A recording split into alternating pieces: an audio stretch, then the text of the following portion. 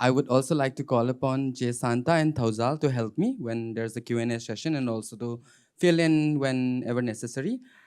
Just also another disclaimer I want to say is that Northeastern as a category, to deal with it, to delve into the issue that it is something very new, I think, because I'll go into it as I speak about it. It's a very new process and it's been there in the back of our mind, but really working on it has been very new, and so that's why I'm gonna go all over the place. And I don't know even for my own self, I don't know where to begin and where to end. But I would like to bring in instances from my own life and from what I've heard from a few of friends who are from Northeast, to sort of throw a certain light upon it. And it is even among ourselves, it's a working process to see how does Northeast as a category work for us. It does give a certain benefit. I would not deny that. At the same time, how does it act as a glass ceiling as well? But I think this particular point where it acts as a glass ceiling is something that we've been trying to come together and see whether it's not just an individual experience, but something that we can sort of throw light upon as a collective experience and work on it. Because what happened to us, we do not want the young people to go through it. And as you see, the development and also the sort of the funding that goes on development processes, and not just in terms of the NGO sector, but also in terms of the country as well. Not many of them reaches that part of the country, so a lot of them is going to migrate. If they've been migrating for a long time, they will keep on migrating. So what we can do for them, like what, because if I'm able to enjoy a certain space and a certain voice, it's because of certain people who did before me, and then what I can do for them and what we can do for them. That is where it's coming from. Um, yeah. First thing is, if you ask somebody from Northeast who hasn't really stepped out from Northeast, what does Northeast mean to them? They will only talk about a certain territorial boundary. But the stereotypes and the assumptions about what a Northeast means is not something that we know when we are there. It's something that was imposed on us when we first came out of that place. Myself, when I thought about myself as a Northeasterner, to me it was just a matter of the territory where I belong. And but the assumptions around it is something which came onto me, and it was a slow realization actually. There was a lot of things that was told to me by my brother, my sister, and a few other people who had studied outside of that region, and then who told me what are the things I'm going to go through. I couldn't make any sense of it at that time. But as I started living here and started to sort of like get on with my life here, assimilate myself to the situation here, and the kind of rejection, the kind of stereotype and the judgment that came towards me, so it's a very slow learning process. And most of the time, it looks like I am the only person going through. And just as how it is with caste also, and also with Islamophobia as well. Most of the time, you feel like it's a individual experience. But when you connect with a lot of people, you realize it's a collective experience, and that's when you start want to work on it together. Um, so where did this category originate? It doesn't originate in Northeast. It originated here in what we call as mainland, within quotes.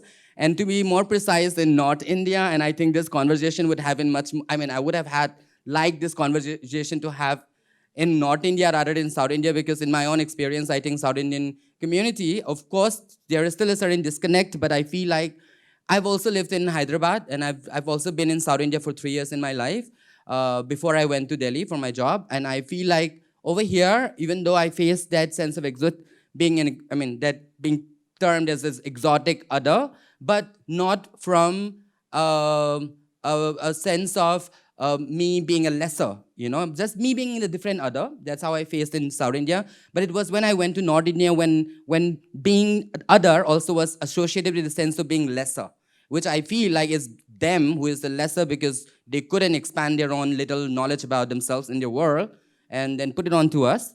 Anyway, and what does it do? Um, um, what does it do is it does the same thing, which we call as othering.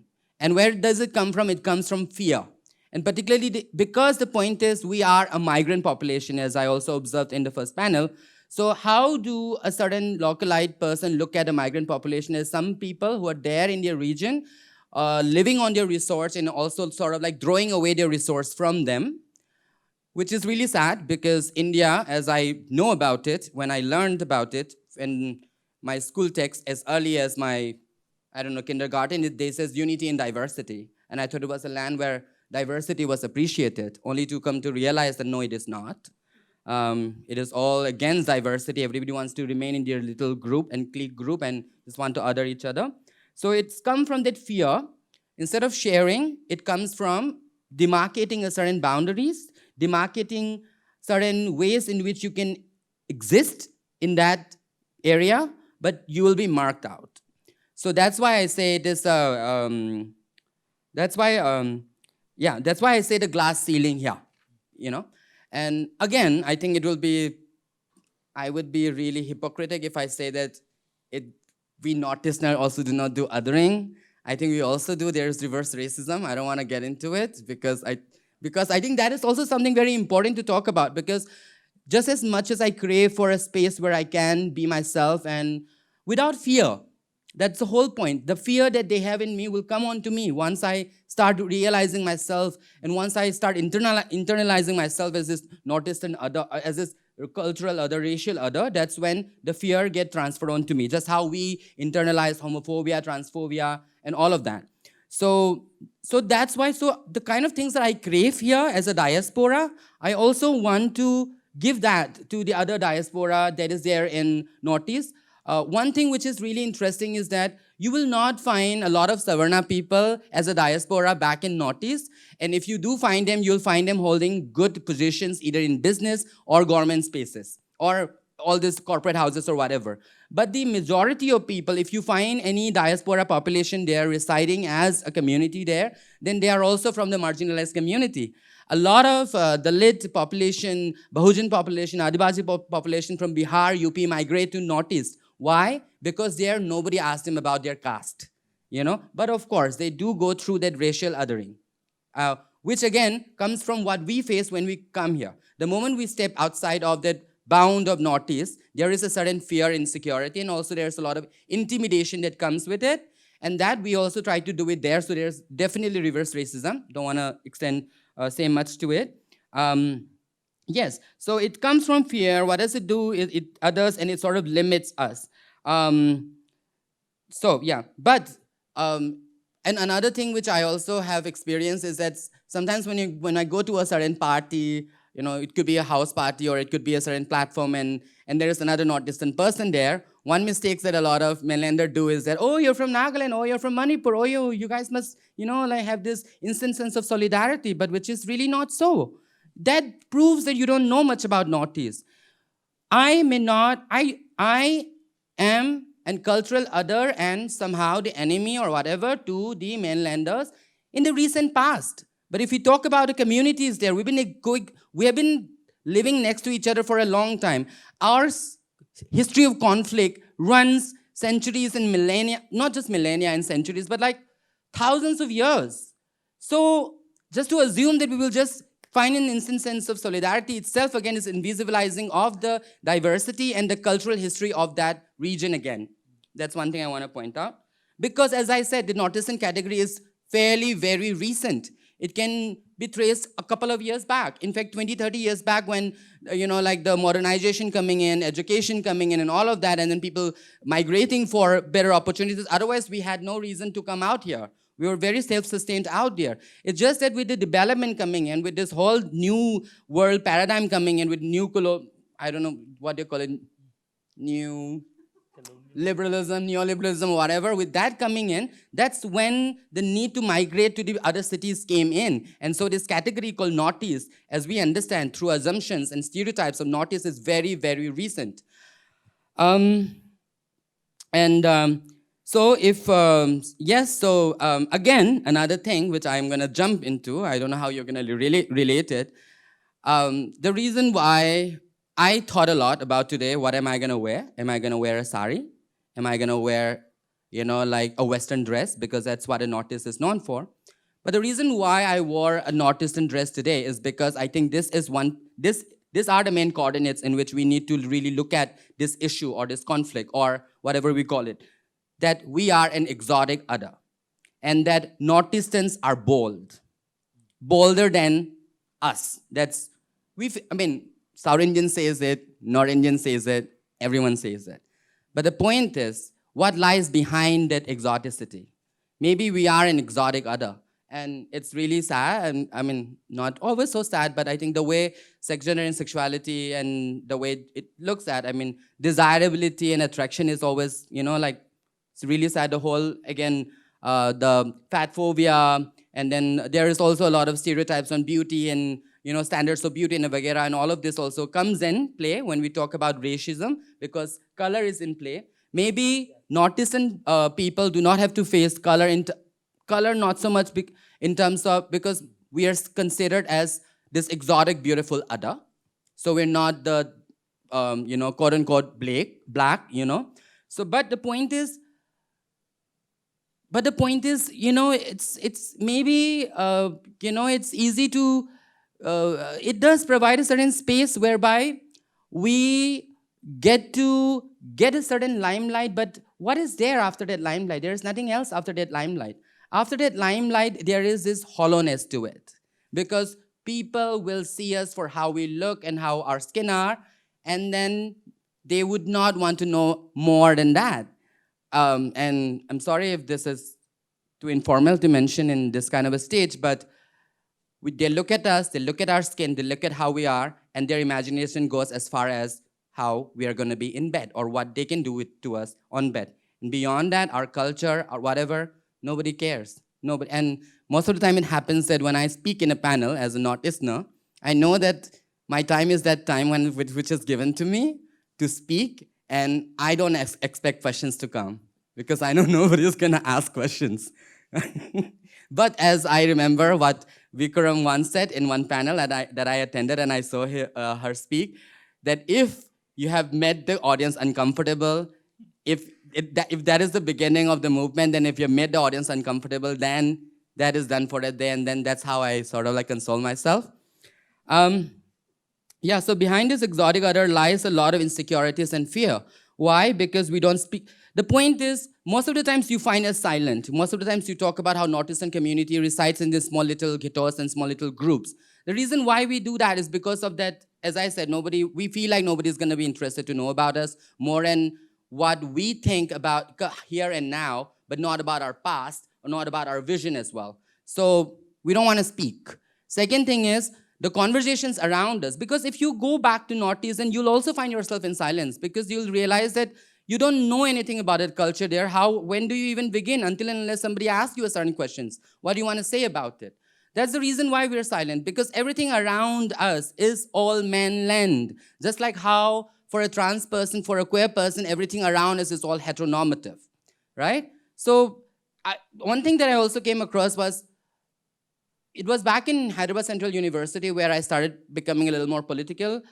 One more thing is that we are not interested in Indian politics, and don't think of it as something like us being narrow-minded or us being like not having an intellectual capacity to deal with politics. The point is, it's just so distant. And what do we get by engaging with it? We will assimilate ourselves, but with that politics with which we are engaging, would they give us the same space that we have given them, or the same effort or investment that we're giving them? And when I talk about effort, I'm not just talking about representation, I'm talking about leadership. I think the Northeastern, as I say, it's a diverse region with diverse set of knowledge. Won't say completely different, because we're not that, I am very close to you compared to somebody who is in UK or America. So I won't say completely different, but yes, it's sort of worlds apart. And hence, there is a very different perspectives in that region. And within that region, again, because of the conflict that I told you about, each one of us have developed our own different ways of lifestyle and look and philosophies. So there is a plethora of knowledge out there. And when you look at Northeast, it should not just be for representation, but it should also be for leadership. The same thing I say about the queer people. When you sort of invite a queer person to speak on sex, gender, and sexuality, it should not be just about talking about the violence that they're going through or the kind of their lived realities, but also to see that them, for the virtue of who they are and the kind of live experience that they have, what sort of observation have they made out of the world, and what new things can they say? And not just a new thing, but leadership. Try giving it. You've been, to the heterosexual people, you've been trying to rule this world and make it harmonious and peaceful for everyone for such a long time. Have you been able to do that? If you think you haven't been able to do that, give the mic and give it to another person. Just the same with a manlander. If you think you haven't been able to solve a certain cultural conflict among yourself, look to the other, which is very close to you, Northeast. That doesn't mean that we do not have conflicts of our own. We also do. But that is how it's supposed to be. So if I am assimilating myself to you, I also want the same back. If I am not going to get that from you, I am not going to be interested in your politics, no matter how old it is, no matter how much of legacy and how bold it is for you. I am not going to care because it's just mutual exchange, I think. It's the dynamics is mutual. Yes, another thing is also talking about the diversity of that place. I also want to bring forward a few things. Again, just to give a little example on, especially on the trans realities, the kind of confines and the kind of struggles for Manipuri transgender people is different from the transgender people in Mizoram as well as the transgender people in Meghalaya. Because I can quote these three because there was a very recent phenomena that happened in these three states recently. First thing is exactly after the transgender protection rights bill, not on the level, not on the plane of discussion that's been happening all over the country, but on a very different level, from a sense of indigeneity and like identity. So, so again, like when you look at Northeast, everybody think of Northeast as religiously just Christians all over. No, that is so wrong. Like, it's, I mean, I think it's like a mini India, as how, I mean, to really roughly put it, because the diversity there in terms of the language, the dialect, the culture, the food habits, so diverse in that little land.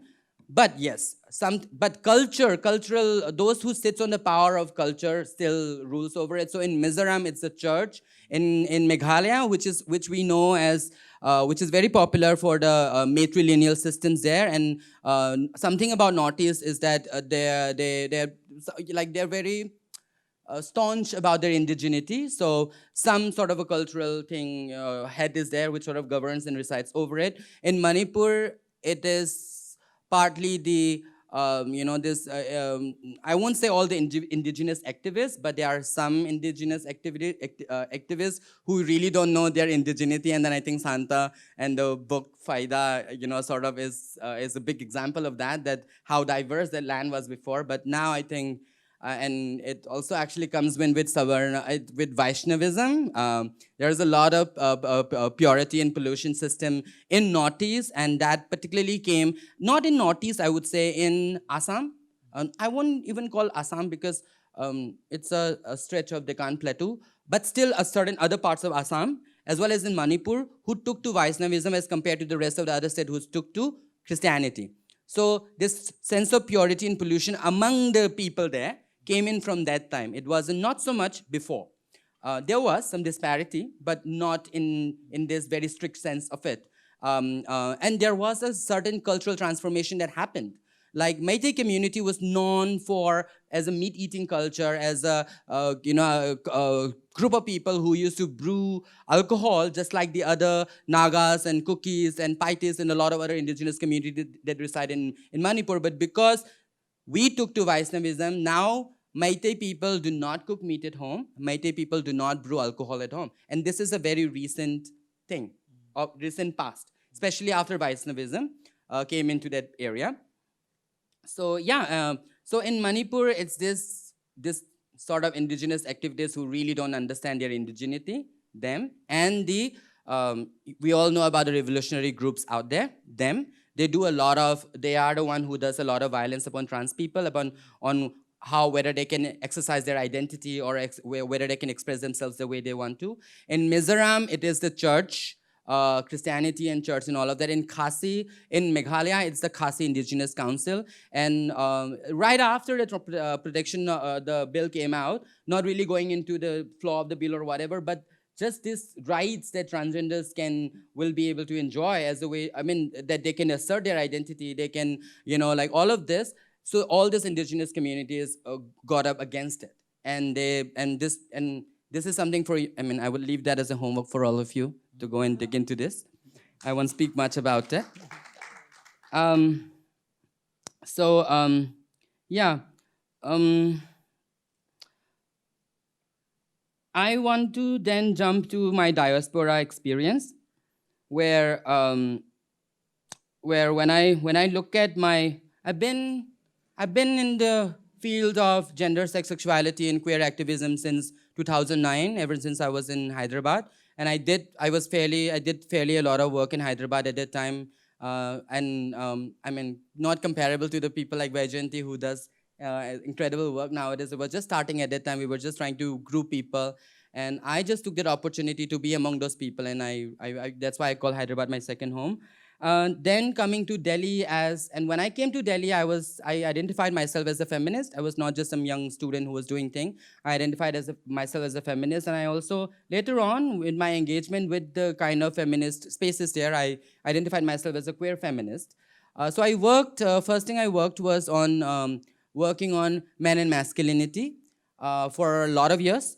And I also worked on creating safe and shared space for women and girls for a lot of years. Then finally, I worked with Nazaria Queer Feminist Resource Group for the past 2 years, which is basically on queer issues particularly. But if you ask me during those times, did I get to really use my perspective and thoughts as an artist? And no.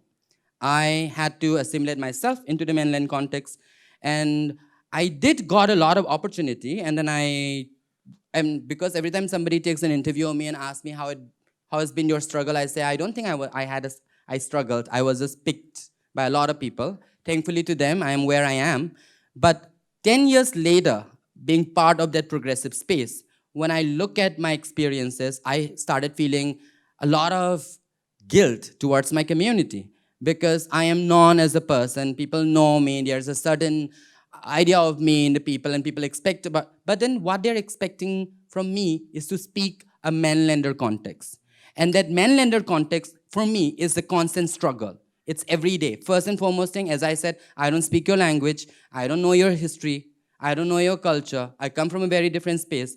And again, like every day I have to keep up with it. So this identity that has been passed on to me is a very good identity for me, letting me access certain spaces and opportunities. But it's something I have to keep up with every day. Um, so for example, like if I am wearing sari, I love sari. I mean, despite the whole cultural context, I think it's a lovely piece of like clothing, and I love sari. But when I wear sari, there are certain times when my notice and identity is invisibilized. That I wouldn't like. Or the fact that it's an artisan body wearing a sari and it's exoticized. That also I wouldn't like. You know? And when I wear a fanek, how is it that I get a very differential treatment as compared to when I wear a sari? Or when I wear or when I wear a Western dress. So when I wear a Western dress, it will be perceived and conceived in a very different light than you wearing a Western dress. Why that again? And as I said, there is certain benefit to this category because I think the point is when you make your entry into a certain space which is foreign, culturally, linguistically, in a lot of ways, what you're trying to do is create a space for yourself first. So there's stereotypes, and I'm also a bit sorry, and also I don't know. I mean, there's a certain guilt in me towards Dalit Bahujan identity here in mainland. Of course, we're also tribals, but as Shanta also said, our sense of tribal is very different from the sense like how tribal culture, conceptualization is here in mainland India.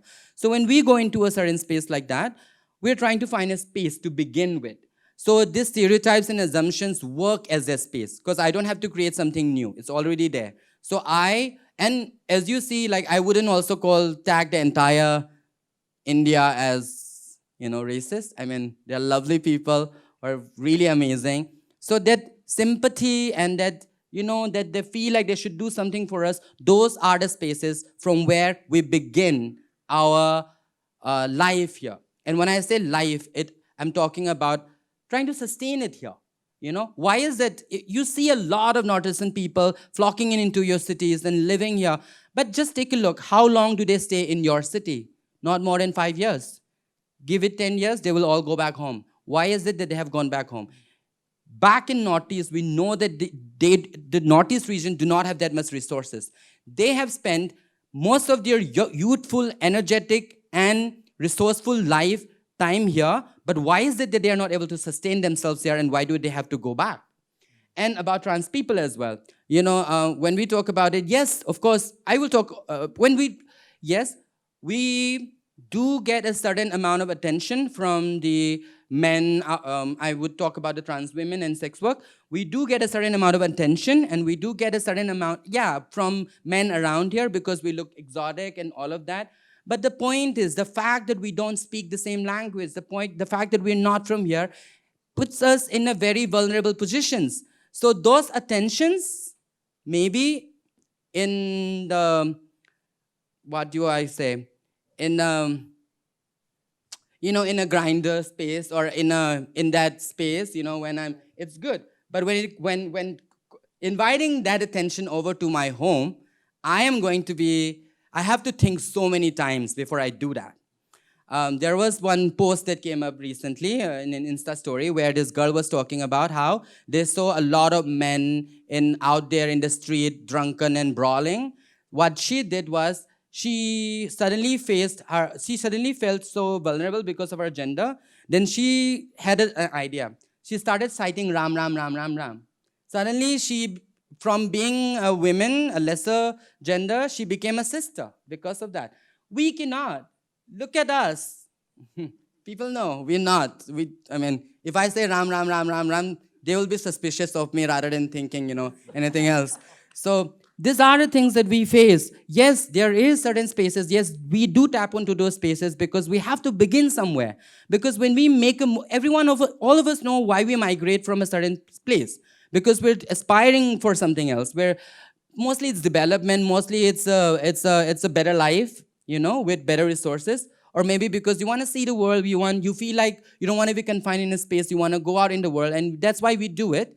So we have to begin somewhere, and that's why we have to tap into these stereotypes and assumptions that exist out there, because to begin from nothing is going to be a little more difficult, but at least when you step into that place, when you find at least a little corner which is for you, maybe you'll find shelter for some time. But that is not the end. That is just a shelter for some time. I left my family. I left my culture. And I am here because of certain aspirations. That aspirations is not going to be limited by this little space you give it. Look at the distance I traveled, all the way from Northeast till here. Maybe I have a lot of aspirations to travel all the more. Or maybe maybe I don't want to get out of your state, but within your state, my reach in your state, I want to be. I want to be you. But are you ready to make me one of you? That is the question here, I guess.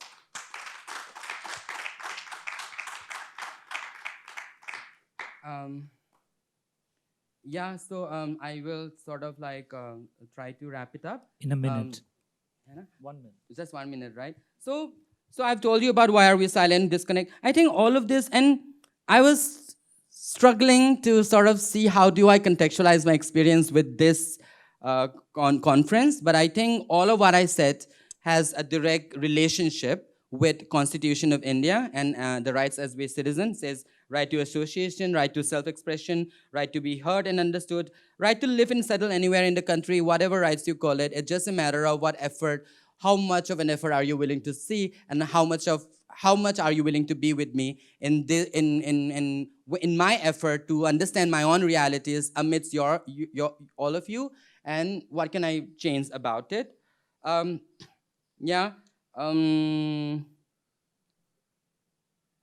what can we do is that, another thing I want to mention is this, there was this women, trans, queer rally against CAA, NRC in Delhi. I was part of that organizing team. It was a very fantastic effort, very progressive, very inclusive of our times. But I will want to say, so me and a few other people, there was a group of people from JNU who organized themselves within JNU and who are also organizing the Northeastern Fraternity in Delhi. We also decided to do one protest as a series of protests that every group which was part of their organizing was doing and where we can do. And we did that in the city. It was so sad because when we did it, I think it was just us Northeasterners who were there. But if you look at all the other protests happening in your city as well as in, I come from Delhi, so I know more about Delhi. If you look at all of the protests and a lot of this spaces for social justice, give it as, be it as broad as social justice, you'll always find some Northeastern people there and who will stand for that cause from the core of their heart. But when some atrocities happen on Northeast people, Bangalore is also very, Bangalore is also, I think a lot of trans people and a lot of queer people love Bangalore because Bangalore is one of their destination. But Bangalore is also known for certain racial violence against Northeast. I don't want to comment on that, but talking about Delhi, like when some sort of a violence happen to Northeast people and when Northeast people congregate together in protest against it, we find, all this feminist and queer activists and progressive people, they hardly come. I want to raise the question there, So what we need to do is, so I think if we really look at what I've shared right now, maybe it doesn't really pertain to a transgender experience or blah, blah, blah, but I think the commonality we can draw here is what, like a Dalit person would say against a Savarna person, what a queer person would say towards the heteronormative society. It's just that how does our internal prejudices create disabling environment for each other? And that is something we really need to look into. And these are not so clear on our face as we see. These are all within judgment. Prejudices are not so clear. It's so easy to quote them with sugar coating and blah, blah, blah, blah. But I think it definitely needs a certain, and it can, and I don't think representation can itself deal with it. Representation is the start of it. What it really requires is a certain philosophical, ideological, I think it was also mentioned by one of the panelists before as well. It really needs a lot of churning. And it only begins with our interest. I won't even say patience and tolerance because I know Grace would also agree with me. Done with your patience and tolerance. You've been patient and tolerated our voices enough. No, we want actions here. And that is very important. Thank you so much.